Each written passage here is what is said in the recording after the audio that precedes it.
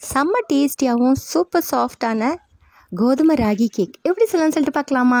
ரொம்ப டேஸ்டியாகவும் ரொம்ப சிம்பிளாகவே வீட்டில் உள்ள பொருட்களை வச்சு செஞ்சிடலாம் ஃப்ரெண்ட்ஸ். குட்டீஸ்லேருந்து பெரியவங்க வரைக்கும் விருப்பமாக சாப்பிடுவாங்க. இது ரொம்ப டேஸ்டி அண்ட் ஹெல்த்தியான கேக் ரெசிபி. ஸோ கண்டிப்பாக இந்த வீடியோ ஸ்கிப் பண்ணாமல் பாருங்கள். நீங்களும் வீட்டில் குட்டீஸ்லேருந்து பெரியவங்க வரைக்கும் எல்லாத்துக்கும் செஞ்சு கொடுத்து அசத்துங்க. இந்த கேக் செய்கிறது ரொம்ப சிம்பிள் ஃப்ரெண்ட்ஸ். வாங்க ரெசிப்பியில் போகலாம். இப்போ ஒரு மிக்சிங் பவுல் எடுத்துக்கலாம். அந்த மிக்சிங் பவுலில் 1/2 கப் தயிர், புளிக்காத தயிரை எடுத்துக்கோங்க. அதோட 1/2 கப் நாட்டு சர்க்கரை, அதோட 1/4 கப் காய்ச்சி ஆற வச்ச பால், 1/4 கப் ரீஃபைண்ட் ஆயில், அதோட ஒரு மூடி வெண்ணிலா எக்ஸ்ட்ராக்ட், வெண்ணிலா எசன்ஸ் எடுத்துக்கலாம். இப்போ இதை நல்லா மிக்ஸ் பண்ணிக்கலாம். இது மாதிரி விஸ்க் வச்சு நல்லா கலந்து விட்டுக்கோங்க. அப்படி விஸ்க் இல்லைனா ஃபோர்க் இருக்கும் இல்லையா, அதை வச்சு கூட கலந்துக்கலாம்.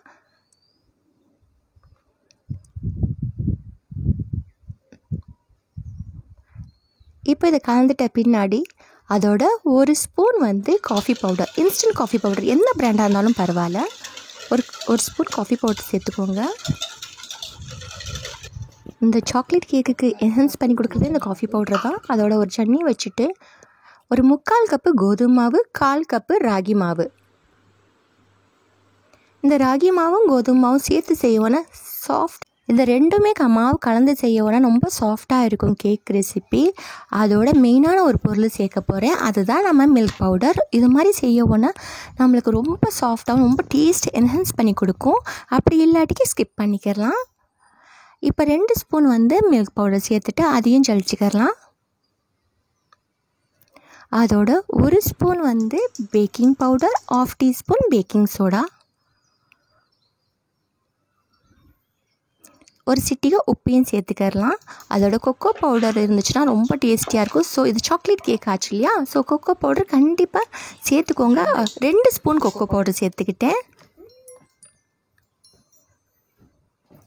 அப்படி உங்கள் வீட்டில் கொக்கோ பவுடர் இல்லை அப்படின்னா சாக்லேட் பிஸ்கட் இருந்துச்சுன்னா அது ஒரு 2-3 சாக்லேட் பிஸ்கட்டை நம்ம மிக்ஸி ஜாரில் போட்டு அரைச்சி அதுவும் சேர்த்துக்கலாம். இப்போ இதெல்லாம் நல்லா ஒரு கலந்துடலாம்.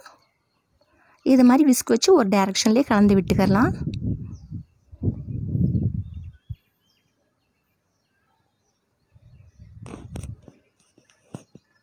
ஃப்ரெண்ட்ஸ், இது வரைக்கும் நம்ம சேனலை சப்ஸ்கிரைப் பண்ணலாம், சப்ஸ்கிரைப் பண்ணி வச்சுக்கோங்க ஃப்ரெண்ட்ஸ். நம்ம சேனலில் நிறைய ரெசிபிஸ் போட்டிருக்கேன். ஃப்ரீ டைம் இருக்குன்னு செக் பண்ணி பாருங்கள். வீடியோ பிடிச்சா லைக் பண்ணுங்கள். ரொம்ப பிடிச்சா ஃப்ரெண்ட்ஸ் அண்ட் ஃபேமிலி மெம்பர்ஸோட ஷேர் பண்ணி விடுங்க. இப்போ இது நல்லா கலந்தாச்சு. இப்போ இதோட இன்னொரு பொருளும் சேர்க்க போகிறோம். அது என்னன்னு பாருங்கள். கேக் இன்னும் கொஞ்சம் சாஃப்டாக கிடைக்கிறதுக்காக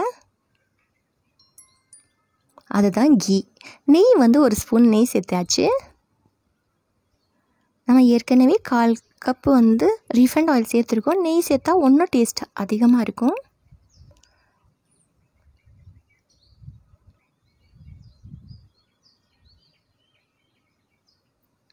இப்போ இதெல்லாம் நல்லா ஒரே டைரெக்ஷனில் கலந்து விட்டாச்சு. இப்போ கன்சிஸ்டன்சி செக் பண்ணிக்கோங்க, கரெக்டாக இருக்கும். இப்போ நம்ம கேக் டின்னில் பேக்கிங் பேப்பர் இருந்துச்சுன்னா போட்டுக்கோங்க. அப்படி இல்லாட்டிக்கு எண்ணெய் தடவிட்டு அதுக்கு மேலே மாவு டஸ்ட் பண்ணிவிட்டு கூட கேக் செய்யலாம்.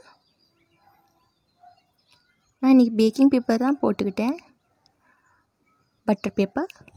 அதோடு இப்போ எல்லா மாவையும் போட்டுடலாம் இந்த டின்னில்.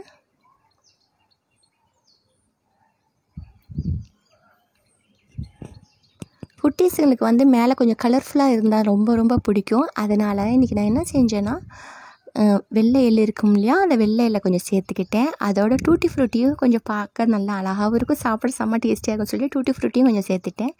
அவங்கவுங்க விருப்பம் தான். இப்போ உங்கள் வீட்டில் ட்ரை ஃப்ரூட்ஸ், ட்ரை நட்ஸ் விருப்பமாக இருந்துச்சுன்னா அது கூட சேர்த்துக்கலாம். இப்போ இது 2 டைம் நல்லா டேப் பண்ணி விட்டுட்டு ஒரு பேன் வச்சுக்கிட்டு அந்த பேனில் ரிங் ஸ்டாண்ட் வச்சுட்டு ஒரு 5 மினிட்ஸ்க்கு ப்ரீ ஹீட் பண்ணிக்கலாம் பேனை. 5 மினிட்ஸ் ப்ரீ ஹீட் நல்லா ஆயிட்ட பின்னாடி, நல்லா சூடாயிட்ட பின்னாடி இப்போ இந்த கேக் டின்னை எடுத்து வச்சிடலாம் ஃப்ரெண்ட்ஸ். கரெக்டாக ஒரு 30 நிமிஷம் லோ டு மீடியம் ஃப்ளேம்லேயே நல்லா பேக் பண்ணிடுங்க. அப்படி உங்களுக்கு 30 நிமிஷத்தில் வந்து வேகாமல் இருந்துச்சுன்னா டூத்பிக் வச்சு நல்லா வந்து குத்தி பாருங்கள். அப்படி வேகாமல் இருந்துச்சுன்னா கூட ஒரு 5 நிமிஷம் வச்சா போதும். ஆனால் எனக்கு கரெக்டாக வந்து 30 மினிட்ஸ்லேயே பேக் ஆயிடுச்சு கேக்கு. நல்லா ஆறிட்ட பின்னாடி டீமோல்ட் பண்ணிவிட்டு கட் பண்ணிக்கோங்க. சூடாக கட் பண்ணோம்னா உதிரி ஆயிரும் ஃப்ரெண்ட்ஸ்.